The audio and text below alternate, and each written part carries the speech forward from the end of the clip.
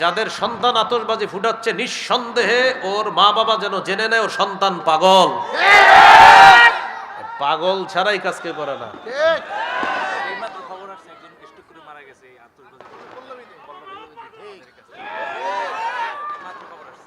পল্লবীতে একজন স্ট্রোক করে মারা গেছে আতশবাজির আওয়াজে, এই মাত্র খবর আসছে।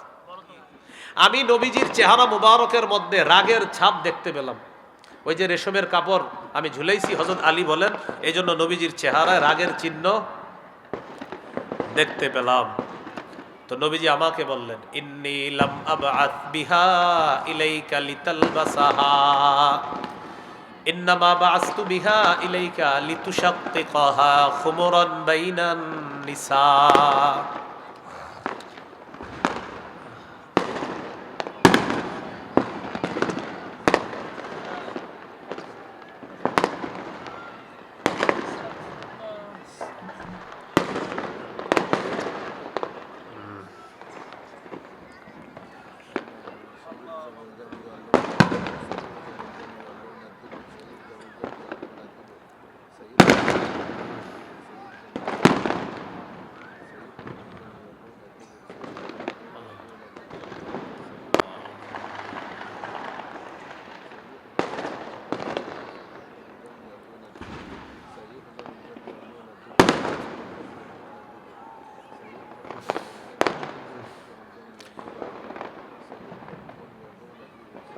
তো রাসূলুল্লাহ সাল্লাল্লাহু আলাইহি সাল্লাম হযরত আলী রাদিয়াল্লাহু তাআলা আনহুকে বললেন, আমি রেশমের পোশাক, রেশমের কাপড় তোমাকে পরিধান করার জন্য পাঠাইনি, আমি তোমার কাছে এটা পাঠিয়েছি লিতুশাক্কিকাহা খুমরান বাইনান নিসা, তুমি এটা টুকরা টুকরা করে নারী সদস্য যারা আছে তাদেরকে ওড়না হিসাবে ব্যবহার করার জন্য দিবা, এই জন্য এটা পাঠিয়েছি। তো বুখারীর বর্ণনায় আসছে 5840 নম্বর হাদিসে হযরত আলী বলেন, ফাশাক্কাকতুহা বাইনান নিসা, আমি নারীদের মাঝে এটা ওড়না বানায়া বন্টন করে দিয়ে দিলাম মেয়েরা পরিধান করার জন্য। এই হলো আপনার রেশমের পোশাক পুরুষের জন্য হারাম। 2 নাম্বার, পুরুষ নারীর পোশাক পরবে না। 3 নাম্বার, নারী পুরুষের পোশাক পরবে না। পুলিশ না বলে নিষেধ করে দিছে এটা আজকে। এটা নাকি ধরা খাইলে এক মাসের জেল হবে। কয় মাস? হ্যাঁ, আজকে পুলিশ বললো, এটা শুনলাম। হ্যাঁ,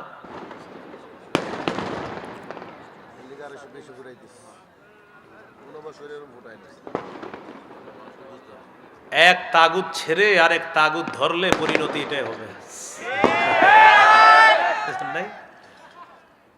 এক তাগুত ছেড়ে আরেক তাগুত ধরা, বৃষ্টি থেকে বাঁচার জন্য ঝর্ণার নিচে দাঁড়ানো। এই জন্য আমরা তাগুত থেকে এখনো মুক্ত হতে পারিনি। খেলাফত ব্যবস্থা ছাড়া মুসলিম জাতির ভাগ্যের পরিবর্তন হতে পারে না। এই জন্য ওই দিকে মুসলিম জাতি এগিয়ে যেতে হবে। হ্যাঁ, মুসলিম জাতি ওই দিকেই এগিয়ে যেতে হবে। হ্যাঁ, তো লানা রাসূলুল্লাহ সাল্লাল্লাহু আলাইহি সাল্লাম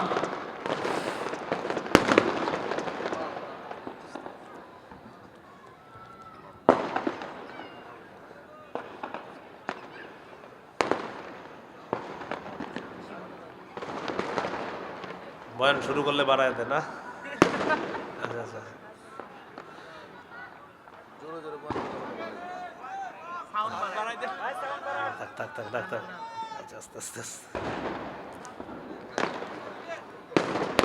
ভাই যারা ফুটাইতেছেন হইছে, আমরা বুঝতেছি আপনারা পারতেছেন, এখন থামেন। হ্যাঁ হ্যাঁ, এখানে এক ভাই ফুটাইতেছে বারবার, মনে হয় এইখানেই পাশের কোথায় জানি কারা ফুটাই।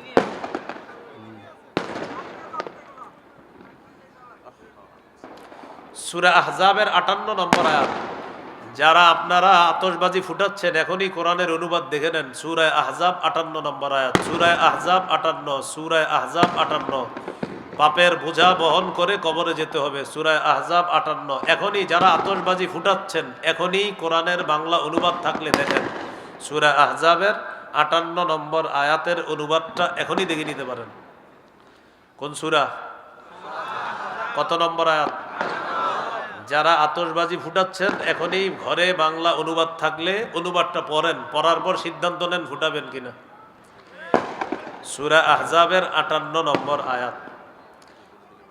সূরা আহজাবের 58 নম্বর আয়াতে আল্লাহ আলোচনা আসতো আমার, আজকে যে আলোচনা করতেছি ওইটাতে চলে আসতো, এরা আগেই শুরু করে দিচ্ছে। হ্যাঁ হ্যাঁ, ইয়াহুদি খ্রিস্টানদেরকে অভিভাবক বানানোর যে ক্ষতিগুলা, দুইটা ক্ষতি হইল। তো দ্বিতীয় ক্ষতিটা ছিল পোশাক।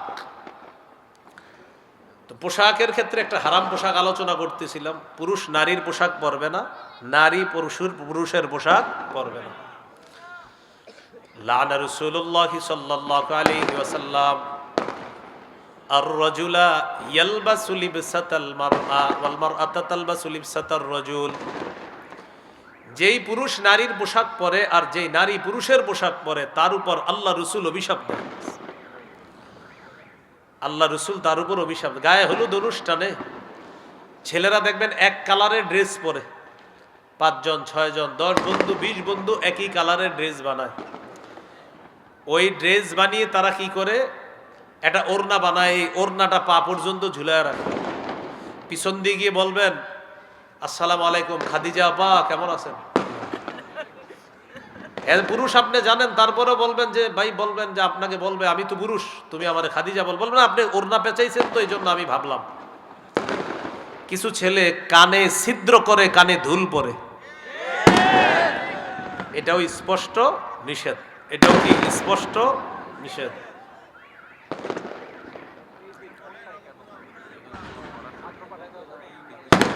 না না থাক, কিছু বলেন না, মাদ্রাসার উপরে টার্গেট নিবে। অসুস্থ, দেশের শত্রু এরা, এগুলা নিঃসন্দেহে অসুস্থ। আমার ক্ষমতা থাকলে এদেরকে আমি পাবনা ভর্তি করাইতাম, সত্যি। কারণ পাগল ছাড়াই কাজ কেউ করে না। আর যাদের বাপ মা শুনতেছেন আপনার সন্তান পাগল, আপনার সন্তান পাগল বলে আতশবাজি ফুটাচ্ছে, এই পাগল সন্তান তাড়াতাড়ি পাগলাখানায় ভর্তি করেন, কারণ পাগল ছাড়া এই কাজ কেউ করবে না। যাদের সন্তান আতশবাজি ফুটাচ্ছে নিঃসন্দেহে ওর মা বাবা যেন জেনে নেয় ওর সন্তান পাগল, পাগল ছাড়া এই কাজ কেউ করে না।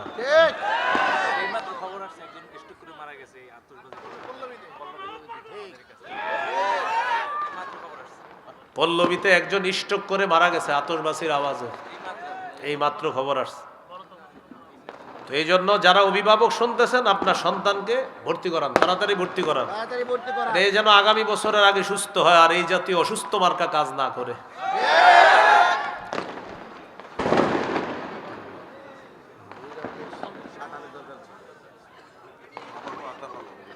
রাসূলুল্লাহ সাল্লাল্লাহু আলাইহি সাল্লাম বলেন 4 নাম্বার, শুহরতের পোশাক, প্রসিদ্ধির পোশাক, খ্যাতির পোশাক। এই পোশাক যারা পরিধান করবে, নবীজি বলেন মান লাবিসা সাওবা শুহরাতিন আলবাসাহুল্লাহু ইয়াউমাল কিয়ামাতি সাওবা মাদাল্লাহ। যে ব্যক্তি খ্যাতির পোশাক পরিধান করে আল্লাহ কিয়ামতের ময়দানে তাকে লাঞ্ছনার পোশাক পরায়া দিবে, নাউজুবিল্লাহ। 5 নাম্বার, বিধর্মীদের পোশাক। আব্দুল্লাহ ইবনে আমর ইবনুল আস রাদিয়াল্লাহু তাআলা আনহু বলেন রাআ রাসূলুল্লাহ সাল্লাল্লাহু আলাইহি সাল্লাম আলাইয়া সাওবাইনি মুআসফারাইন। নবীজি আমার শরীরে 2টা রঙিন পোশাক দেখছে। এই পোশাকের রংগুলো সুন্দর ছিল না। নবী আমাকে বললেন হাজিহি মিন সিয়াবিল কুফার, এগুলা কাফেরদের পোশাক, ফালা তালবাসহা, এগুলা পরিধান করবা না। কিছু ছেলে কুটিপতির সন্তান দেখবেন প্যান্ট পরে ছেঁড়া প্যান্ট, এখানে ফাড়া, এখানে ছেঁড়া, এখানে ছেঁড়া। আগে ছেঁড়া প্যান্ট যারা পড়তো আমরা ভাবতাম সে ভিক্ষুক ফকিন্নি, তো এখন কুটিপতির সন্তান ছেঁড়া প্যান্ট পরে। তো এই জন্য এলাকার মসজিদের ইমাম সাহেব যারা শুনতেছেন, আপনারা যদি কোনো কোটিপতির সন্তানকে দেখেন ছেঁড়া প্যান্ট পরে, আপনি মসজিদের মুসল্লিদের থেকে চান্দা উঠায় তাকে প্যান্ট কেনার ব্যবস্থা করে দিন। কারণ তার আব্বার সব টাকা আছে, বাড়ি গাড়ি করার টাকা আছে, তারও টাকা আছে, শুধু প্যান্ট কেনার টাকা নাই। তো এই জন্য আমরা এটা কিনে দিতে হবে। আমাদের দেশে কিছু যুবক আছে, যুবতী আছে এমন, তাদের মস্তিষ্ক এমন অসুস্থ হয়েছে, ভারতের কোনো সুপারস্টার যদি কালকে সালা গায়ে দেয়, আমেরিকার কেউ যদি সালা গায়ে দেয়, তারা সালা গায়ে দিবে আর বলবে এটাই ফ্যাশন। কি বলবে? এটাই ফ্যাশন। এরকম তৈরি হয়ে তো এখন বলেন ছেঁড়া প্যান্ট পরে নাম দিছে কি ফ্যাশন। ছেঁড়া প্যান্ট বললে আমরা দিতাম ভিক্ষা, এখন ছেঁড়া প্যান্ট পরা এটাই ফ্যাশন। এখন ভাই যদি কাউরে এরকম দেখেন, আপনি প্রথমে ভিক্ষা দিবেন। আমি কোনো ভিক্ষুকদেরকে আবার অপমান, ভিক্ষুক বেচারা ফকির গরিব মানুষ বেচারায় ছেঁড়া প্যান্ট পরবে, ঠিক আছে। কোটিপতির সন্তান ছেঁড়া প্যান্ট কেন পরবে? টাকা নাই, আর টাকা দিয়ে সহযোগিতা করেন প্যান্ট কেনার জন্য, সেই প্যান্ট পরবে কেন? এর বিধর্মীদের পোশাক। 6 নাম্বার পাতলা পোশাক। সহিহ মুসলিমের বর্ণনা 2198 নম্বর হাদিস। রাসূলুল্লাহ সাল্লাল্লাহু আলাইহি সাল্লাম বলেন, সিনফানে মিন আহলিন নার লাম আরহুমা, 2 শ্রেণীর জাহান্নামী, তাদেরকে আমি দেখি নাই। এর মধ্যে একটা হলো নিসাউন কাসিয়াতুন আরিয়াত মাইলাতুন মুমিলাত। এর মধ্যে একটা হলো এমন নারী, যেই নারীরা পোশাক পরার পরেও উলঙ্গ, এমন পাতলা পোশাক পরে যেই পোশাকে সে অন্যকে নিজের দিকে আকৃষ্ট করে, নিজে অন্যের দিকে আকৃষ্ট হয়। লা ইয়াদখুলনাল জান্নাতা ওয়ালা ইয়াজিদনা রিহাহা, নবীজি বলেন এরা জান্নাতে প্রবেশ করবে না, জান্নাতের ঘ্রাণও তারা পাবে না। তো এই হলো ইহুদি খ্রিস্টানদেরকে অভিভাবক বানানোর 2 নম্বর ক্ষতি, পোশাক। পোশাকের স্বাধীনতার নামে মুসলিম তরুণ তরুণীদের গায়ে এমন এমন পোশাক উঠিয়ে দিবে, যেই পোশাক না ইসলামী কোনো সভ্যতা ধারণ করবে। মেয়েরা এমন পোশাক পরবে, যেই পোশাকে সে সমাজে অশ্লীলতা ছড়াবে, আর নাম দিবে এটা পোশাকের স্বাধীনতা। 3 নাম্বার টেটু আঁকা। টেটু টেটু কি আঁকা? উল্কি, উল্কি আঁকবে। সহিহ বুখারীর বর্ণনা 5940 নম্বর হাদিস। লাআনা রাসূলুল্লাহ সাল্লাল্লাহু আলাইহি ওয়াসাল্লাম আল ওয়াশিমা ওয়াল মুস্তাওশিমা ওয়াল ওয়াসিলা ওয়াল মুস্তাওশিমা, যেই নারী পর চুলা লাগায়, অন্যের চুল প্রতিস্থাপন করে দেয়, যেই নারী শরীরে টেটু আঁকে, উল্কি আঁকে, বা যেই নারী এঁকে দেয়, ইদানিং ইলেকট্রিক শর্ট দিয়ে আঁকা হয়। ওয়ান নামিসাত ওয়াল মুতানাম্মিসাত, যেই নারী ভুরু উঠায় ভুরু, আর যেই নারী অন্য নারীর ভুরু উঠিয়ে দেয়, উভয়ের উপর আল্লাহ রসুলের অভিশাপ। তাহলে টেটু আঁকা, উল্কি আঁকা, রসুলের অভিশাপ পাবে তারা। 4 নাম্বার আতশবাজি ফুটানো। বলেন কি ফুটানো? এই যে এটা চলতেছে, যেটা এটা ঈদের আগের রাতেও ফুটায় একদল, একদল এই আজকের দিনকে ফুটায়, আরেক দল বিয়ে, গায়ে হলুদ ইত্যাদিতে ফুটায়।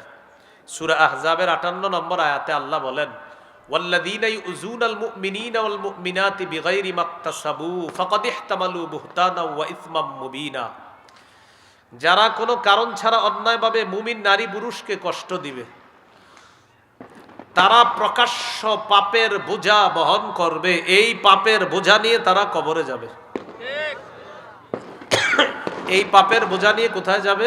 কবরে যাবে। তাহলে বলেন, কোন দিবসকে কেন্দ্র করে এইখানে যারা আমার আলোচনা শুনছে, তো আমরা আজকে তো ফুটাবো না, আমরা কোনো দিবস ঈদের আগেও না, বিয়েতে, গায়ে হলুদ, কোথাও আমরা আতশবাজি জীবনেও আমরা এগুলা করবো না ইনশাআল্লাহ। আপনার বন্ধু যারা আছে তাদেরকেই দাওয়াত দেন। 5 নাম্বার গান বাজানো।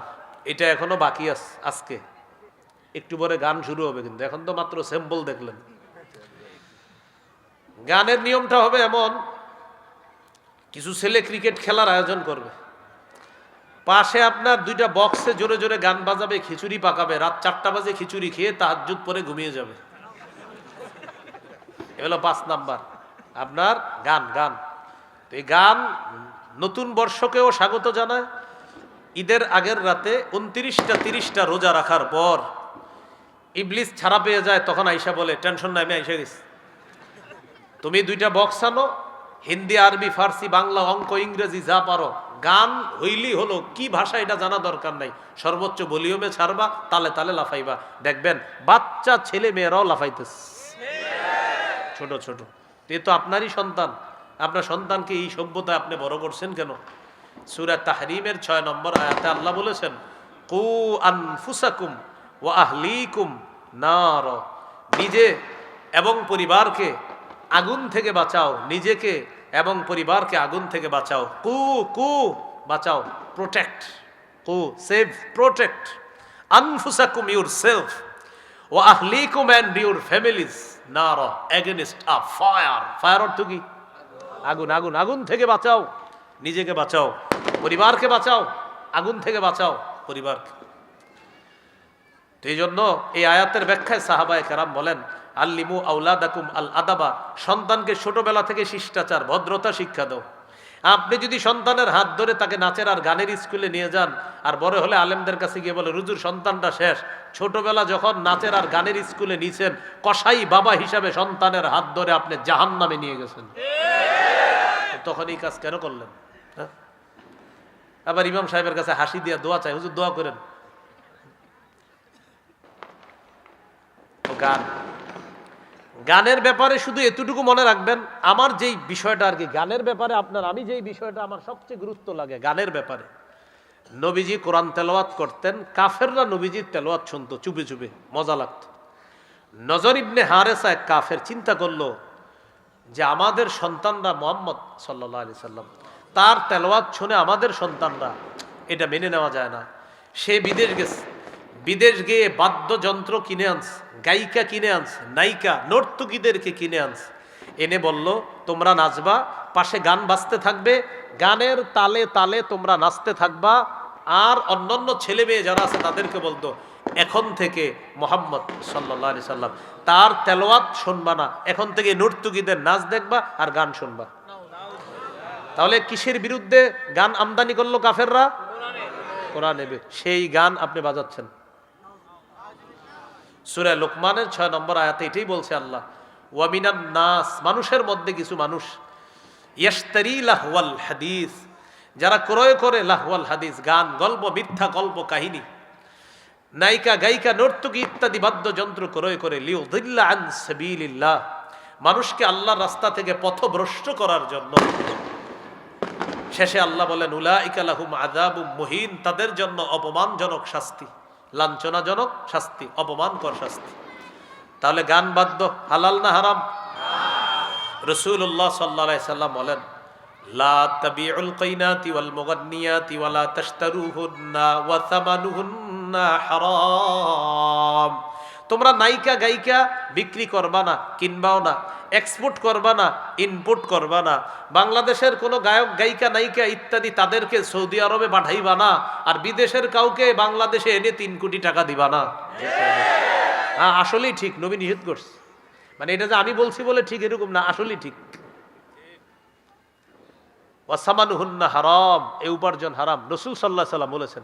তাহলে আপনারা যারা মোবাইলে ডাউনলোড করেন গান, ডাউনলোড করতে টাকা যায় কিনা?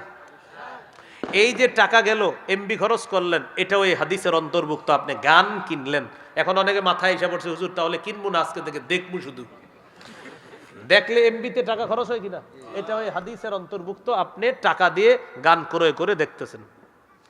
ভাইয়ারা, বন্ধুরা, আল্লাহর হস্তে আপনি গান দেখেন না, আপনি গান কিনেন না, আপনি মোবাইলে গান ডাউনলোড করেন না। যতগুলো যুবক ভাইয়েরা এখানে আছেন, নিয়ত করে ফেলেন না যে আমি মৃত্যু পর্যন্ত যে কাজ আমার নবী নিষেধ করছে এটা আমি করব না, ইনশাআল্লাহ। আল্লাহ তৌফিক দান করেন। এই হলো আপনার গান, 5 নাম্বার। 6 নাম্বার মদ। বলেন তো কি? মদের জয় জয়কর অবস্থা চলছে। আগামীকাল অনেক পত্রিকায় আপনার লিখতে পারে 2 দিনের মধ্যে যে মদ কি পরিমাণ ব্যবসা হয়েছে এই বছর, এটা নিয়ে লেখালেখিও আসতে পারে, এবং এটা আপনার গর্বের সাথে লিখবে। আমাদের দেশে জানি কত ভাগ মুসলমান? হ্যাঁ, এই দেশে এইভাবে হেসে হেসে বলবে এই পরিমাণ মদ বিক্রি হয়েছে। কি সুন্দর গর্বের পরিচয়। হজ উমরায় যারা যান, গিয়ে দেখবেন মাঝে মাঝে এমন কিছু কিছু জায়গায় বসাবে, বাম পাশে তাকাইলে দেখবেন মদের বার। এই বাংলাদেশ এয়ারপোর্টে কয় পার্সেন্ট মুসলমানের দেশ জানি? এদেশের এয়ারপোর্টে কিসের বার? জি। সূরা মাইদার 90-91 নম্বর আয়াতে আল্লাহ বলেন, ইয়া আইয়ুহাল্লাযীনা আমানু ইন্নামাল খামরু ওয়াল মাইসিরু ওয়াল আনসাবু ওয়াল আজলামু রিজসুম মিন আমালিশ শাইতান। হে ঈমানদারগণ, বলেন আমার সাথে, মদ, জুয়া, মূর্তি, ভাগ্য নির্ণয়ক স্বর, সাপ দিয়ে ভাগ্য গণনা করা, ময়না পাখি, টিয়া পাখি, হাতের রেখা ইত্যাদি দেখে ভাগ্য গণনা করা, বলেন নাপাক। তাহলে বিভিন্ন রাস্তার মোড়ে দেখবেন আছে যে ভারত থেকে 6 বারের পুরস্কার প্রাপ্ত জ্যোতিষী ওখানে গিয়ে আপনি হাতের রেখা দেখাইতেছেন। রাসূলুল্লাহ সাল্লাল্লাহু আলাইহি সাল্লাম বলেন, মান আতা আররাফান আও কাহিনান ফাসাদ্দাকাহু বিমা ইয়াকুল, কেউ যদি গণকের কাছে যায় আর তার কথা বিশ্বাস করে, ফাকাদ কাফারা বিমা উনজিলা আলা মুহাম্মাদিন সাল্লাল্লাহু আলাইহি সাল্লাম, মুহাম্মদ সাল্লাল্লাহু আলাইহি সাল্লামের উপর যা নাজিল করা হয়েছে সে সব কিছু অস্বীকার করলো। গণকের কথা বিশ্বাস করলো মানে আমি নবীর কোটা দিনটাকে সে অস্বীকার করলো। হাত দেখে এমনি দেখবেন হাতে একটু দাগ থাকে, তো কিছু মানুষ কাজ করে না, তাদের দাগটা একটু বেশি থাকে, তো দাগ দেখবেন আপনার দাগ এত বেশি কেন? আচ্ছা ঠিক আছে, কি সমস্যা? ওহো 3002 টাকা লাগবে। বেশি মেজর প্রবলেম না, হালকা প্রবলেম আছে এটা, তো উদ্ভট টাইপের একটা অঙ্ক বলবে 3002। আপনি মনে করবেন ভাই রে হইতেও পারে, তাই 3002 বলবে কেন? হ্যাঁ, তখন আপনি আগ্রহী হন না, কি বলেন? এগুলা কি বিশ্বাস করা যাবে? তাহলে আজকে থেকে রাশি ফল পড়বেন না, পেপারে আসে না কি ফল, এগুলা পড়া যাবে না। তাহলে মদ বলেন নাপাক, মদ জুয়া। হ্যাঁ, এখন আপনারা শোনেন, যারা অনেক ভাইয়েরা আপনারা জুয়া খেলেন মোবাইলে, এই ওভারে 10 রান হবে, এই ওভারে 5 হবে, এই বলে 6 হবে, এই বলে 4 হবে, এই বলে 11 রানের বেশি দিবে না বলার, এই বলে ব্যাটসম্যান 15-র উপরে নিবে। এই যে জুয়া খেলেন, গ্রামগঞ্জে হয় চা স্টলের সামনে দাঁড়ায় নগদ, আর শহরেরটা হয় মোবাইলে অ্যাপসের মাধ্যমে। হারাম। এটা কি জুয়া? কি হ্যাঁ, জুয়া হারাম, এই হারাম। হ্যাঁ হ্যাঁ জি, অনেক বন্ধু আছে আপনাদের, তারা হয়তো এই জুয়া খেলতেছে, তাকে আপনি নিষেধ করেন যে এই জুয়া হারাম, তুমি এখানে ইনভেস্ট করবা না, হাজার হাজার টাকা এখানে ইনভেস্ট করছে ছেলেরা এই অ্যাপসে, এটা হারাম। তাহলে বলেন মদ নাপাক, বলেন মদ, জুয়া, মূর্তি, ভাগ্য গণনার ইত্যাদি বিষয়গুলা আল্লাহ তাআলা বলেন ফাজতানিবুহু, তোমরা বেঁচে থাকো, লাআল্লাকুম তুফলিহুন, যাতে তোমরা সফলকাম হও। এবার একটা দৃশ্য দেখেন, গান, নাচানাচি, মদ, একদিক দিয়ে নাচানাচি হবে, আরেক দিক দিয়ে গান হবে, আরেক দিক দিয়ে মদ চলবে, ঠিক না? আমাদের নবী অবিকল তিনটা কথা এক হাদিসে বলছে। সুবহানাল্লাহ। দেখছেন সুবহানাল্লাহ কেন বললাম? যে আমাদের নবী 1500 বছর আগে আল্লাহ প্রদত্ত কথাগুলা কি সুন্দর করে জবান দিয়ে বলে গেলেন, আর অবিকল একসাথে মিলে গেছে। ইবনে মাজার 4020 নম্বর হাদিস, রাসূলুল্লাহ সাল্লাল্লাহু আলাইহি সাল্লাম বলেন, লা ইয়াশরাবান্না নাসুম মিন উম্মতি আল খামরা ইউসাম্মুনাহা বিগাইরি ইসমিহা, আমার উম্মতের একদল মদ পান করবে, নামটা পাল্টায় দিবে মদের, মানে মদের নাম মদ দিবে না, বিয়ার, মাস্তুদ, কানাডা ড্রাই, শ্যাম্পেন, ইয়াবা, বাবা, গাজা, হিরোইন, আফিম, ডাইল ইত্যাদি, ভ্যান, গাড়ি, চা স্টলের চিপা চুপায় দাঁড়ায় ইত্যাদি। নবীজি বলেন আমার উম্মতের একদল মদ পান করবে, মদের নামটা দিবে তারা পাল্টায় দিবে।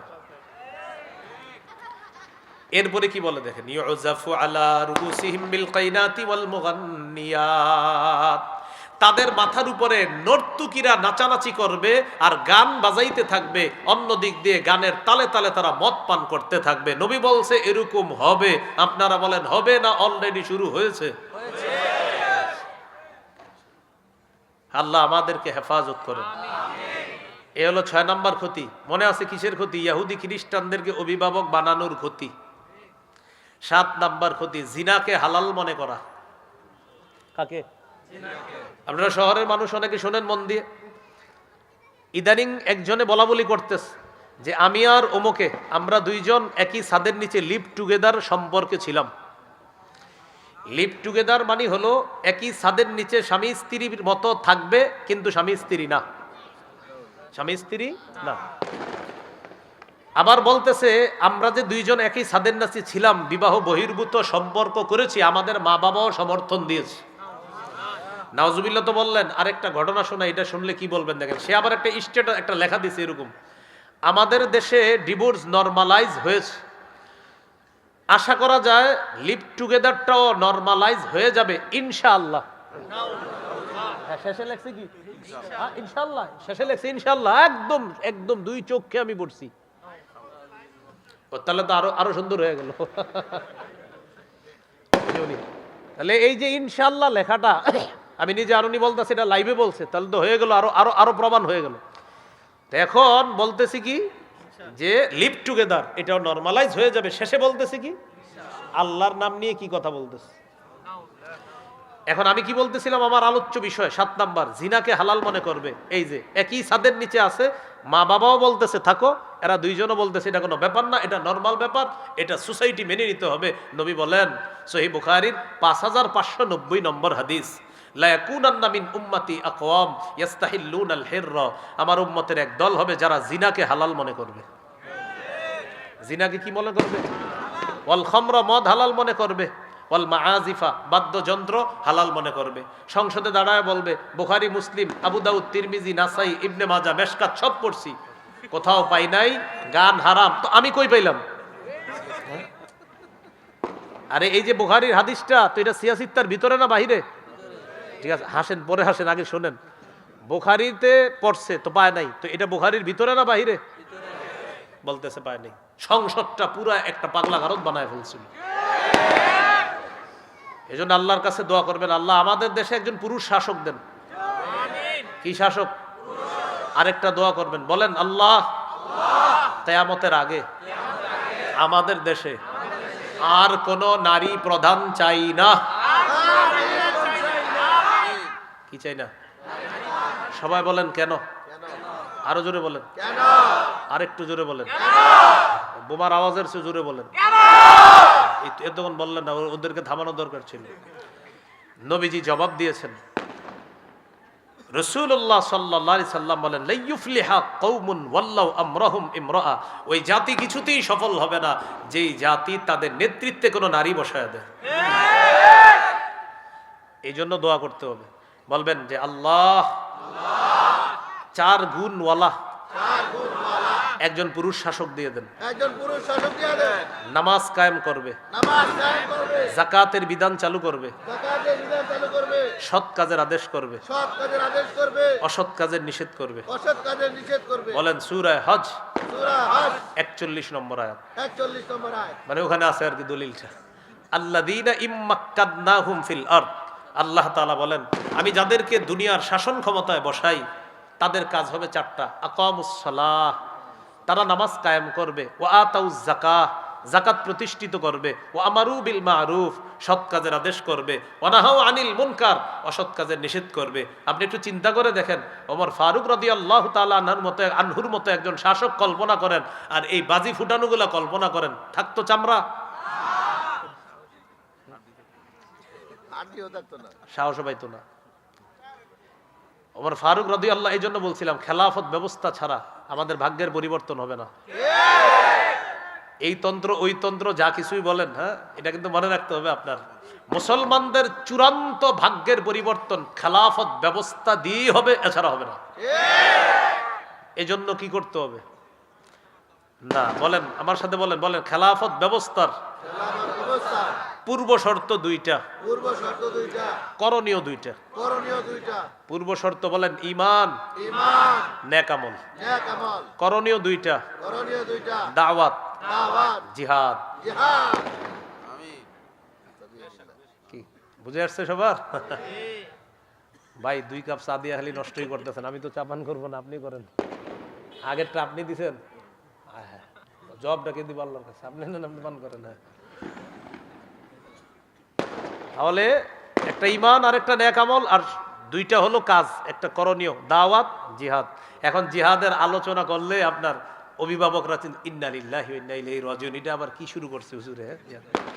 তো যাই হোক, জিহাদ সম্পর্কে আমার একটা আলোচনা আছে, আমার নাম দিয়ে আপনারা পাবেন কোথাও, দেখবেন জিহাদ সম্পর্কে লম্বা আলোচনা আছে। তো যাই হোক, আমাদের আলোচ্য বিষয়ে চলে আসি। 7 নাম্বার, জিনাকে হালাল মনে করবে, নবীজি বলে দিয়েছেন। তো এই যে হালাল মনে করা, এক ছাদের নিচে স্বামী স্ত্রীর মতো থাকা, বিবাহ বহির্ভূত সম্পর্ক, নবীজি বলেন আমার উম্মতের একদল এটাকে হালাল মনে করবে। সূরা বানী ইসরাঈলের 32 নম্বর আয়াতে আল্লাহ বলেন ওয়ালা তাকরাবুজ জিনা, তোমরা ব্যভিচারের কাছেও যেও না। আল্লাহ আমাদেরকে হেফাজত করেন। 8 নাম্বার, সম্পদের অপচয়, প্রচুর সম্পদের অপচয় হবে। সূরা আরাফ 31 নম্বর আয়াত, লা তুসরিফু ইন্নাহু লা ইউহিব্বুল মুসরিফিন, তোমরা সীমা লঙ্ঘন করো না, অপচয় করো না, আল্লাহ অপচয়কারীকে পছন্দ করেন না। 9 নাম্বার, সময়ের অপচয়। কিসের অপচয়? হ্যাঁ, প্রিয় ইস্টার্ন হাউজিংবাসী, 5টা জিনিস জীবনে মূল্যায়ন করবেন। আমি সহ সবাই প্রতিজ্ঞা করি, বলেন জীবন, যৌবন, স্বাস্থ্য, সময়, সম্পদ। জীবন, যৌবন, স্বাস্থ্য, সময়, সম্পদ। এই পাঁচটি জিনিস মূল্যায়ন করলে দুনিয়াতেও ইনশা আল্লাহ সফল হবেন, আখেরাতে আল্লাহ সফল করবে। এই হলো আপনার সময়। 10 নাম্বার সর্বশেষ কথা, তাদেরকে অভিভাবক বানানোর ক্ষতি, তাদের শিরকি স্লোগান আমাদের মুখে উঠায় দিবে। এক তো হ্যাপি নিউ ইয়ার লেখা টেখা রাস্তাঘাট ফাটায় ফেলা হচ্ছে, আরেকটা হলো মুসলমানদের আবার হ্যাপি নিউ ইয়ার কি। আমরা এখন বেঁচে আছি, সকালে বাঁচবো কিনা জানি না, আমরা হলাম মুসলমান। সহিহ বুখারীর বর্ণনা, আব্দুল্লাহ ইবনে ওমর রাদিয়াল্লাহু তাআলা আনহুমা তিনি বলেন, ইদা আমসাইতা ফালা তানতাজিরিস সাবাহা, যখন তুমি সন্ধ্যা করো সকালের অপেক্ষা করো না।